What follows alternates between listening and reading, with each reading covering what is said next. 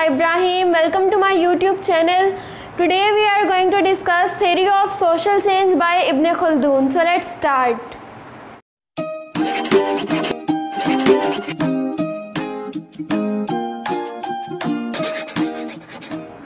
Already हम इब्न Khaldun की एक थेरी ऑफ असाबिया को डिस्कस कर चुके हैं और आज हम इब्न खल्दून की एक और थेरी को डिस्कस करेंगे जो है थेरी ऑफ सोशल चेंज। इसको हम साइक्लिकल थेरी भी कहते हैं और इसको rise and fall of nation भी कहा जाता है।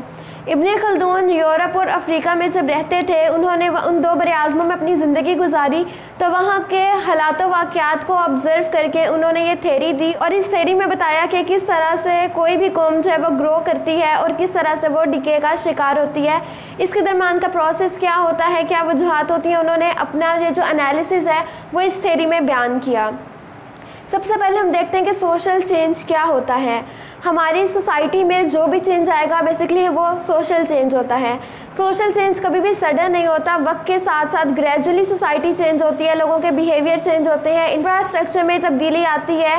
मतलब वक्त के साथ साथ हमारी सोसाइटी में, कल्चर में, लोगों के बिहेवियर में, इंफ्रास्ट्रक्चर में, सोशल इंस्टीट्यूशन में जो चेंजिंग आती है उसको हम कहते हैं कि ये सोशल चेंज है। इसको साइक्लिकल क्यों कहा जाता है? इब्न खल्दून ने कहा था कि एक साइकिल होती है। साइकिल बेसिकली क्या होती है, जो रिपीट हो रही होती है।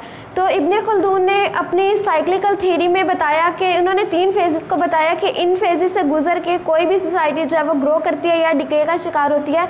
तो ये साइक्लिकल है, पहले ग्रो होगी सोसाइटी, डेवलपमेंट की तरफ जाएगी और फिर डिके की तरफ। तो इसीलिए इसको साइक्लिकल थ्योरी कहा जाता है, क्योंकि ये एक प्रॉपर साइकिल होता है जो रिपीट हो रहा होता है क्लॉकवाइज, उसमें जो है वो रोटेशन हो रही होती है। तो दैट्स वाई हम इसको कहते हैं कि ये साइक्लिकल थ्योरी है। देन है इसको rise and fall of nation भी कहा जाता है। राइज एंड फॉल क्या होता है कि किसी भी कौम की तरक्की और तनज़्ज़ुली, यानी कोई भी कौम किस तरह से तरक्की करती है और किस तरह से बर्बाद होती है, उन्होंने अपनी इस थ्योरी में बताया था। तो इसीलिए हम इसको theory of rise and fall of nation भी कहते हैं। इब्न खल्दून ने बेसिकली इस थ्योरी में 3 स्टेजेस बताई थी और उन्होंने कहा था ये जो स्टेजेस हैं ये रिपीट होती रहती हैं, ये साइक्लिकल होता है और इन फेजेस से गुजर के कोई भी सोसाइटी ग्रो से लेके डिके की तरफ जाती है। फर्स्ट है ग्रोथ। ग्रोथ क्या होता है? ये फर्स्ट फेज़ है जिसमें इनिशियल जो है ग्रोथ होती है किसी भी सोसाइटी की।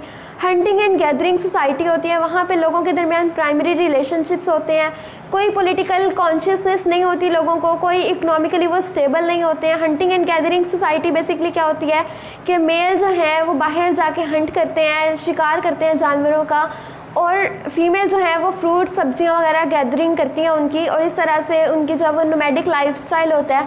तो एक ज़िंदगी जो उनकी गुजरती है, उनमें पोटेंशियल होता है कि वो चेंज ला सकते हैं, कुछ अच्छा कर सकते हैं, क्योंकि उनका वर्क जो है वो इतना फिजिकली हार्ड नहीं होता, ईजी सा काम होता है उनका, तो इसीलिए उनका पोटेंशियल जो है वो हाई होता है। तो ग्रोथ स्टेज में क्या होता है कि इनिशियली सोसाइटी ग्रो करना शुरू होती है। यहाँ पे बिल्कुल सिंपल सोसाइटी होती है, कोई ग्रोथ हुई नहीं होती, लेकिन इनिशियली स्टार्ट हो रही होती है उनकी ग्रोथ होना। और ग्रोथ स्टेज का जो टाइम पीरियड है वो है 40 ईयर्स। बेसिकली इन तीनों ये जो है स्टेजेस हैं ग्रोथ से लेकर डिके तक, इन तीनों का टाइम पीरियड 40 ईयर्स है। इब्न खल्दून ने कहा था कि 40 साल का अरसा दरकार होता है एक स्टेज से दूसरी स्टेज में जाने के लिए, और इसके अलावा टोटल ओवरऑल इसको 120 ईयर्स लगते हैं किसी भी सोसाइटी को ग्रोथ से डिके की तरफ जाने में। देन डेवलपमेंटल स्टेज क्या होती है? डेवलपमेंटल स्टेज अब यहाँ हो गई hunting and gathering society, simple society है, इनिशियली सोसाइटी ने जो है वो ग्रो करना शुरू किया है।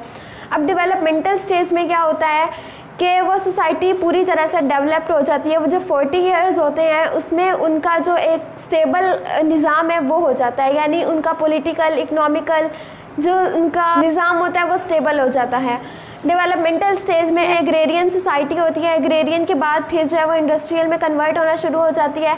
वक्त के साथ साथ इसमें इतनी चेंजेस आती हैं, फिर जो है पॉलिटिकली स्टेबल हो जाती है सोसाइटी, इकोनॉमिकली स्टेबल हो जाती है, गवर्नमेंट बन जाती है ताकि वो ओवरऑल कंट्री को या सोसाइटी को कंट्रोल करे। इसके अलावा मिलिट्री डेवलप हो जाती है, यानी आपकी सरहदों की हिफाजत करने के लिए, क्योंकि अब जब फूड के रिसोर्सेज बढ़ गए हैं तो लोगों के दरमियान जंगों के चांसेस ज़्यादा हैं, एक्सचेंज ऑफ फूड होना शुरू हो जाती है इस स्टेज में। तो यहाँ आके लोगों के दरमियान जो है कंपटीशन बढ़ जाता है और प्राइमरी रिलेशनशिप से सेकेंडरी रिलेशनशिप हो जाते हैं, सेकेंडरी या सुपरफिशियल रिलेशनशिप हो जाते हैं, जहाँ पे तरजीहात की बुनियाद पर लोग जो है अपने रिलेशनशिप्स को तश्कील देते हैं। तो डेवलपमेंटल स्टेज क्या हो गई, जहाँ पे सोसाइटी पूरी तरह से ग्रो हो जाती है, पॉलिटिकली, इकोनॉमिकली, इसके अलावा मिलिट्री डेवलप हो जाती है और सोसाइटी जो है पूरी तरह से एक डेवलप्ड और स्टेबल सोसाइटी बन जाती है। इसमें 40 इयर्स का अर्सा दरकार होता है और फिर जब एक सोसाइटी इनिशियल ग्रोथ से निकल के डेवलप्ड हो जाती है देन वो जाती है डिके की तरफ। इसमें भी 40 साल का अरसा दरकार होता है। अब सोसाइटी डिके क्यों होती है, लोग जो है वो टैक्स को एज अ बर्डन लेते हैं, उन्हें लगता है ये जो हम टैक्स पे करते हैं इतना हैवी है, हम पे बोझ है। इसके अलावा वो जो रूलर्स होते हैं या जो पॉलिटिकल पार्टीज़ होती हैं उनका होल्ड या इन्फ्लुएंस नहीं रहता अपनी आवाम पे। जुडिशरी का निज़ाम बहुत ज़्यादा कोलैप्स हो जाता है, यानी कि इंसाफ पर मबनी कोई निज़ाम नहीं रहता, उनका होल्ड ही नहीं रहता सोसाइटी पे। लोग जो है वो इंडिविजुअली सोचना शुरू कर देते हैं, सिर्फ अपने फ़ायदे के लिए काम करते हैं। तो डेवलपमेंटल स्टेज से निकल के फिर वो डिके की तरफ चले जाते हैं, जहाँ पर आपकी ये जो मईशत है, आपका पॉलिटिकल निज़ाम है, सब कुछ तबाह हो जाता है। और इस डिके से निकलने के बाद फिर वही सोसाइटी जब वो ग्रोथ की तरफ जाती है, तो इसीलिए इसको साइक्लिकल कहा गया है कि ग्रोथ से शुरू होगी, डेवलपमेंटल पे जाएगी, डेवलपमेंट से फिर डिके की तरफ और फिर दोबारा ग्रोथ पे आएगी।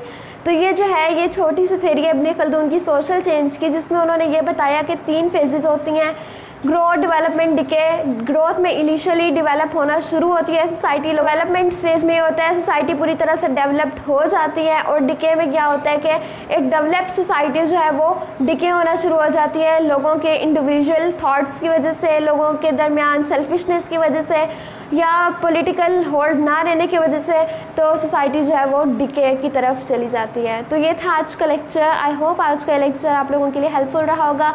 इंस्टाग्राम और फेसबुक पे आप लोगों को इसके नोट्स भी मिल जाएंगे। So don't forget to subscribe my channel, do like, comment and share this video. Thank you so much.